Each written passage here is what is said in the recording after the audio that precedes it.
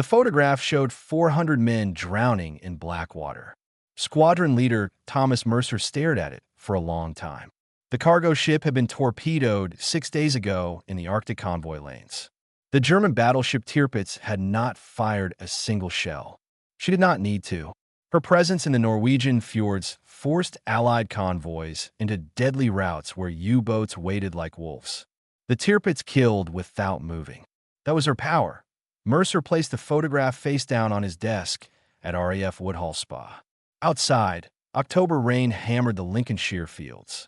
His squadron, the famous 617, the Dambusters, had received impossible orders. Fly 1,000 miles to Tromsø, fjord in Norway. Find the Tirpitz. Sink her with a weapon no other aircraft in the world could carry. The Americans had tried.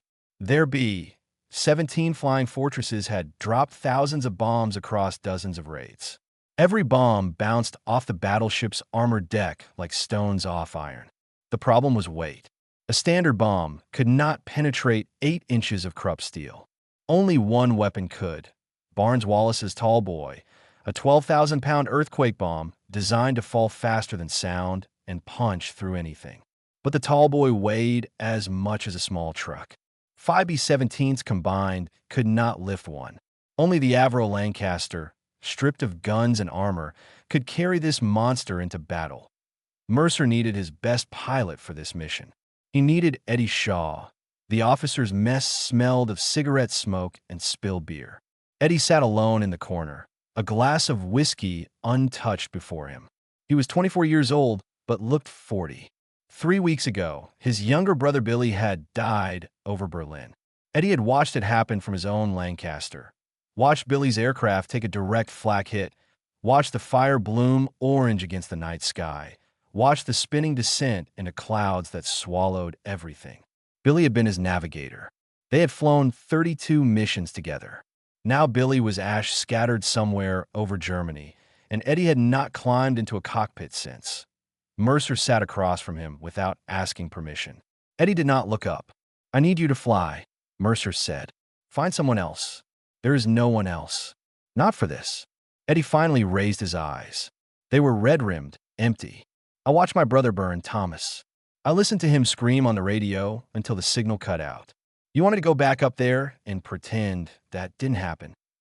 Mercer said nothing. He simply placed the photograph of the drowning sailors on the table and slid it toward Eddie. "400 men," Mercer said quietly. "Merchant sailors. Fathers. Sons. Brothers. They died because the Tirpitz exists. Next month, another convoy will sail. More men will drown, unless someone puts that ship on the bottom of the ocean." Eddie stared at the photograph.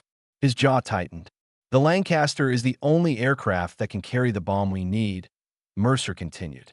"And you're the only pilot I trust to put that bomb exactly where it needs to go. I'm not asking you to forget Billy. I am asking you to make sure his death was not meaningless." The rain grew heavier outside.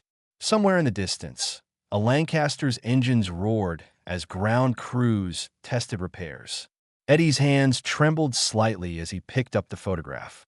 "The Tirpitz has been hiding in fjords for 3 years," Eddie said. "The Navy tried to sink her with midget submarines. The Fleet Air Arm lost dozens of pilots attacking her. What makes you think we can do what no one else could? Because no one else has the Tall Boy, and no one else has you." Eddie laughed bitterly. "You overestimate me." "No, I know exactly what you are. You are broken. You are angry. You are the best damn pilot in Bomber Command, and you are wasting yourself in this chair feeling sorry for a brother who would be ashamed to see you like this." The words hit harder than any flak burst. Eddie's face went pale, then red. For a moment, Mercer thought the younger man might throw a punch. Instead, Eddie looked back at the photograph, at the men in the water, at the black waves swallowing them one by one. "If I fly," Eddie said slowly, "I pick my own crew." Mercer nodded. "Done. And if the mission fails, if we die out there over Norway, you write to my mother yourself. You tell her both her sons died fighting. Not running. Not hiding. Fighting. I will." Eddie drained his whiskey in one swallow and stood. He looked older than his years, carrying weight that could not be measured in pounds. But something had changed in his eyes. Not hope, It was too soon for hope. But purpose. A reason to climb back into the sky. Brief me tomorrow at dawn, Eddie said. And Thomas, find me a crew that is not afraid to die. He walked out into the rain. Mercer remained at the table, staring at the photograph of drowning men. In 6 weeks, if everything went perfectly, the Tirpitz would join them at the bottom of the sea. Nothing ever went perfectly. The Lancaster looked naked. Flight Sergeant Angus Reed walked around her slowly, touching the empty spaces where gun turrets used to be. The rear gunner position gone. The mid-upper turret gone. Armor plating that protected the fuel tanks, stripped away and stacked in the corner of the hangar like discarded skin. The aircraft had been gutted to save weight, transformed from a flying fortress into a fragile shell built for one purpose: carrying the 6-ton tallboy bomb that hung beneath her belly like a sleeping giant. Angus had flown Lancasters since 1942. He was 41 years old, ancient by bomber command standards. Most aircrew did not survive 30 missions. Angus had completed 67. He kept a photograph of his son Robert in his flight jacket pocket. Robert had been a Lancaster pilot too, until a night fighter found him over Hamburg. Now Angus flew for both of them. His wife had begged him to stop. He had promised her this would be his final mission. Eddie Shaw found him in the hangar at midnight. "You volunteered for my crew," Eddie said. It was not a question. Someone needs to keep this old girl flying. Angus patted the Lancaster's aluminum skin. "She will handle differently without the weight. Faster but unstable. One bad crosswind, and she will flip like a coin. Can you keep her together?" Angus smiled grimly. "I kept Lancasters together over the Ruhr when half the squadron burned around me. I can manage Norway." The rest of the crew arrived over the following days. Eddie had asked for men who were not afraid to die. He got something stranger, men who had nothing left to lose. Sergeant William Okonkwo, the navigator everyone called Maps, came from Nigeria. He had joined the RAF because the sky did not care about the color of skin. He faced insults daily from men who could not believe a black man could navigate better than they could breathe. Maps ignored them all. His calculations were perfect. His dead reckoning was legendary. On the mission to Tromsø, there would be no landmarks over the North Sea, no radio beacons, no margin for error. 1,000 miles of gray water and gray sky. Maps would guide them through by mathematics and instinct alone. Flight Sergeant Colin Price was 19 and had never killed anyone. He came from a Welsh village that no longer existed. A German bomber, lost and desperate to drop its payload before running out of fuel, had leveled it in 1941. Colin's parents, his sister, his childhood home, all gone in 60 seconds. He had joined the RAF to learn how to drop bombs. Now he would aim the tall boy at the Tirpitz from 14,000 feet. His hands shook when he practiced with the bomb sight. Angus noticed, but said nothing. Every man carried his own weight. The weather turned cruel. Fog rolled across Lincolnshire for 8 days straight. The Lancasters sat in their hangars, loaded and ready, while the crews waited and the tension grew unbearable. Men snapped at each other over card games. Fistfights broke out in the mess. Eddie walked the perimeter of the airfield alone, talking to no one, staring north toward an ocean he could not see it on the 9th day. Maps found him by the control tower. "The men are breaking," Maps said quietly. "They need something to hold on to." "What would you have me tell them?" "That we are flying a stripped bomber with no guns into a fjord filled with flak batteries? That the Tirpitz has survived every attack for 3 years? That half of us probably will not come back." "Tell them the truth," Maps said. "They deserve that much." That evening, Eddie gathered his crew in the briefing room. He stood before the map of Norway, the red line marking their route stretching impossibly far across blue emptiness.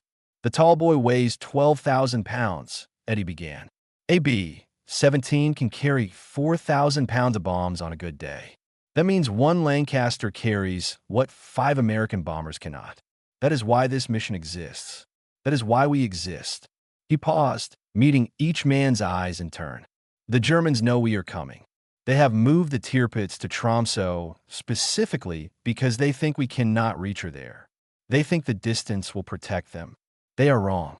Colin spoke up, his voice barely steady. "What if we miss? Eddie did not hesitate. Then we die knowing we tried. The Tirpitz has killed thousands of sailors without firing a shot.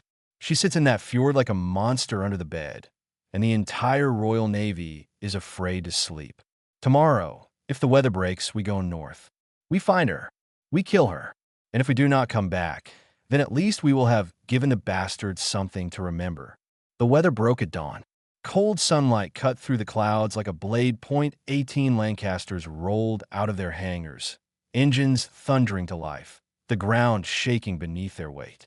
Eddie climbed into the cockpit of his aircraft and placed his hand on the throttle. Maps spread his charts across the navigator's table. Angus checked every gauge, every wire, every bolt. Colin knelt beside the bomb site and prayed to a god he was not sure he believed in anymore. The runway stretched ahead, wet with morning dew, pointing toward the North Sea. Eddie released the brakes. The Lancaster began to move. The North Sea tried to kill them first. Ice formed on the wings within 30 minutes of leaving England, creeping across the metal like a white disease.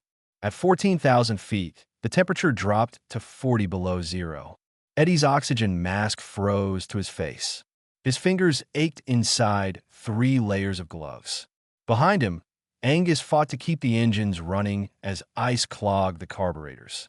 The Lancaster shuddered and groaned, heavy with the tall boy, struggling against physics itself. .18 aircraft had taken off from Woodhall Spa. Somewhere in the gray emptiness, they flew in loose formation, but radio silence meant no one could confirm who was still alive. Each Lancaster was alone with its crew and its bomb, crawling toward Norway at 200 miles per hour. Maps hunched over his charts, calculating their position through dead reckoning alone. No landmarks, no stars, just compass headings and time measurements and the desperate hope that his mathematics would not betray them. After 3 hours, he looked up. Norwegian coast in 15 minutes. We should see mountains. Eddie stared into the haze. Nothing but gray. Then, slowly, shapes emerged from the mist. Dark peaks, snow-covered ridges. The coast of occupied Norway rose before them like a wall of teeth. There, Maps said, his voice tight with relief. Tromsø bearing 045. 70 miles. They descended through broken clouds, dropping toward the fjord. The Tirpitz was waiting somewhere below. 42,000 tons of German steel, the largest battleship in the Atlantic, sister to the legendary Bismarck. Her deck was armored with 8 inches of Krupp cemented steel. Her anti-aircraft batteries could throw up a curtain of fire dense enough to shred any aircraft that came too close. For 3 years, she had survived everything the Allies threw at her. Today would be different. Today, the Lancasters carried the only weapon in the world that could kill her. The fjord opened beneath them, narrow and dark, surrounded by mountains that funneled the wind into vicious gusts. Eddie fought the controls as the stripped-down Lancaster bucked and swayed. Ahead, he saw black smoke rising from the water. "They are laying smoke screens," Angus reported. "They know we are here." The Tirpitz materialized through a gap in the smoke. Massive, gray, impossibly large for a ship, her gun turrets turning toward the sky. Flak erupted around them instantly. Black bursts filled the air. The Lancaster rocked as shrapnel tore through her wings. "Steady," Colin whispered to himself. I pressed to the bomb site. "Steady, steady." A Lancaster to their left exploded. No warning, no radio call. Just a ball of orange fire that tumbled into the fjord and vanished. Eddie did not look. He could not afford to look. German fighters appeared from nowhere. Messerschmitt Bf 109s scrambled from airfields along the coast, dove through the formation like sharks. Without rear guns, the Lancasters could not fight back. They could only run. "Fighter on our tail," Angus shouted. Eddie threw the Lancaster into a steep dive, trading altitude for speed. The fjord walls rushed toward them. Tracer rounds streaked past the cockpit. So close, Eddie could feel their heat. He pulled up at the last second, engines screaming, the aircraft shaking so violently he thought she would tear apart. The fighter overshot, unable to follow the maneuver. But there would be others. "I need the target," Colin said, his voice cracking. "I cannot see through the smoke." The Tirpitz was disappearing beneath the gray curtain. In 30 seconds, she would be invisible. The mission would fail. Thousands more sailors would die in the convoy lanes. Eddie made a decision. He pushed the Lancaster lower, diving into the smoke itself, into the flak, into the kill zone where no bomber should survive. "What are you doing?" Angus yelled, giving him a shot. The smoke swallowed them. For 5 seconds, they flew blind, flak bursting all around, the aircraft shuddering from near misses. Then the smoke thinned, and there she was, the Tirpitz, massive and vulnerable, directly below them. Colin did not hesitate. His shaking hands became steady. His breathing slowed. The crosshairs settled on the battleship's deck. Bombs away. The Lancaster lurched upward as 6 tons of steel fell from her belly. The tall boy dropped through 12,000 feet in 43 seconds, accelerating past the speed of sound, a whistle building to a scream that the Germans heard too late. Eddie pulled into a desperate climb, clawing for altitude as flak exploded around them. He did not see the impact. He did not see the tall boy punch through the Tirpitz's armored deck like a needle through cloth. He did not see the internal explosions that ripped through her magazines, detonating ammunition stores that turned the battleship into a volcano of fire and steel. But he heard it. Everyone heard it. A sound like thunder rolled across the fjord. The shockwave hit the Lancaster hard enough to flip her sideways. Eddie wrestled the controls, screaming at the aircraft to hold together. Behind them, the Tirpitz died. Her hull split open. Water poured through wounds that could never be healed. The mightiest battleship in the Atlantic, the ship that had terrorized convoys for 3 years, rolled on her side and began to sink. Angus looked back through the smoke and fire. "My God," he whispered. "We did it." But the celebration lasted only a moment. 2 engines were failing. Fuel was leaking from holes Eddie could not count. The Norwegian coast was still 60 miles away, and England was 1,000 miles beyond that. They had killed the monster. Now they had to survive. Blood spread across the navigation charts like spilled ink. Maps pressed his hand against the wound in his side where shrapnel had torn through during the bombing run. He had not said anything. There was nothing to say. Either he would live long enough to guide them home, or he would not. Either way, complaining would not help. The Lancaster limped westward on 2 engines. The third had caught fire somewhere over the Norwegian coast, and Angus had shut it down before it spread. The fourth was coughing black smoke, running on borrowed time. Below them, the North Sea stretched gray and endless, 500 miles of freezing water between them and England. Eddie flew by instinct, his hands locked on the controls, his eyes scanning instruments that told a story of slow death. Fuel gauge dropping, oil pressure failing, altitude impossible to maintain. The stripped-down bomber that had sacrificed everything to carry the tall boy now had nothing left to give. "Maps," Eddie called over the intercom. "How far?" A pause. Then Maps' voice, weaker than before. "430 miles to the English coast. At current speed and fuel consumption." He trailed off. "Tell me, we will run dry 50 miles short. Maybe 60. The crew absorbed this in silence. They had known the mission was likely one way. They had volunteered anyway. But there was a difference between accepting death in theory and watching it approach mile by mile. Colin was the first to speak. "The Tirpitz is sinking." His voice carried wonder and horror in equal measure. "We actually did it." "How do you know?" Angus asked. "I watch her roll. I saw the fires. Nothing survives that." And he was right. 900 miles behind them, the Tirpitz lay capsized in Tromsø Fjord, her hull torn open, her crew trapped inside steel compartments that filled with freezing water. 1,000 German sailors would die that day, the greatest threat to Allied shipping since the Bismarck was gone. But victory felt hollow when you were not sure you would live to tell anyone about it. The fourth engine died an hour later. The Lancaster dropped sickeningly, losing altitude in great lurching falls until Eddie stabilized on the 2 remaining engines. The aircraft was never designed to fly like this. Every minute was a miracle. Every mile was stolen from physics.